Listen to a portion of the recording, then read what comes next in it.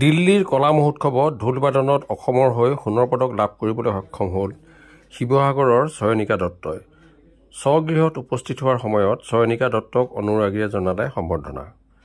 শিৱসাগৰ জিলাৰ হাঁহচৰা মৌজাৰ মৈৰামৰা সত্ৰৰ দিগন্ত দত্ত আৰু মাতৃ মৌচুমী দত্তৰ একমাত্ৰ কন্যা ছয়নিকা দত্তই দিল্লীত অনুষ্ঠিত হোৱা কলা মহোৎসৱত ঢোল-বাদনেৰে অসমৰ হৈ সোণৰ পদক লাভ কৰি ৰাজ্যৰ লগতে শিৱসাগৰ জিলাৰ হাঁহচৰালৈ গৌৰৱ কঢ়িয়াই আনিবলৈ সক্ষম হয়। ছয়নিকা হাঁহচৰা উচ্চ মাধ্যমিক বিদ্যালয়ৰ ৯ম শ্ৰেণীৰ ছাত্ৰী।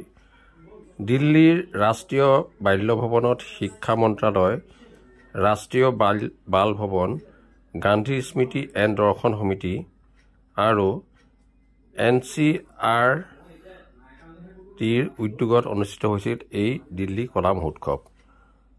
ষষ্ঠ শ্ৰেণীৰ পৰা ছয়নিকা দত্তই বিভিন্ন মঞ্চত ঢোল বাদন কৰি অহাৰ উপৰিও খোল, নাগাৰা, পেঁপা আদিও পৰিৱেশন কৰি আহিছে।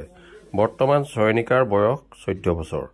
সোণৰ পদক অৰ্জন কৰি স্বগৃহত ছয়নিকা দত্ত উপস্থিত হোৱাৰ পিছতেই স্থানীয় বিভিন্ন অনুষ্ঠান প্ৰতিষ্ঠান, দল সংগঠনৰ লগত বিভিন্নগৰাকী অনুৰাগী ছয়নিকা দত্তক সম্বৰ্ধনা জনোৱাৰ লগতে শাৰীৰ পৰা আলিৰ পৰা গায়ন বায়নেৰে অসংখ্য লোক স্বগৃহলৈ আদৰি আনে।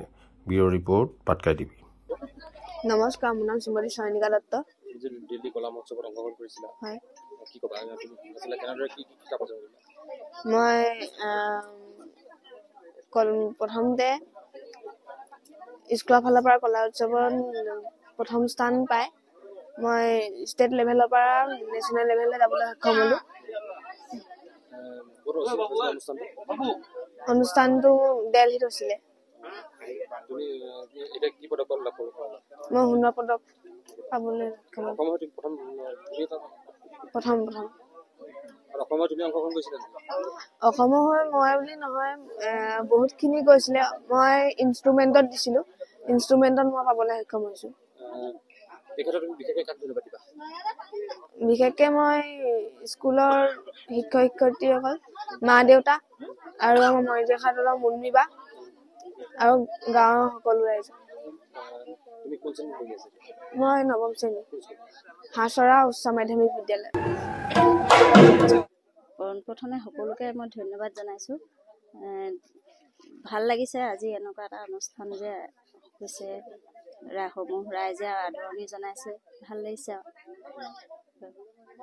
নিশ্চয় আনন্দিত। পোনপ্ৰথমেই সকলো অসমবাসীক মই তেওঁৰ পিতৃ হৈ ভোগালী বিহুৰ শুভেচ্ছা জানিছোঁ আৰু ইংৰাজী নৱবৰ্ষৰো শুভেচ্ছা জ্ঞাপন কৰিছোঁ। কেনেদৰে তাইৰ লগত আপোনাক লাগিছিলে? তাইৰ লগত বিশেষ মইতো কৰ্মসূত্ৰত থাকোঁ, যিহেতু তাই নিজৰ প্ৰচেষ্টাতে আজি এনেকুৱা এটা সফল কৰিবলৈ সক্ষম হৈছে। মই সুখী, লগতে অসমবাসীও হৈ যে তাই গৌৰৱ কৰি তাতো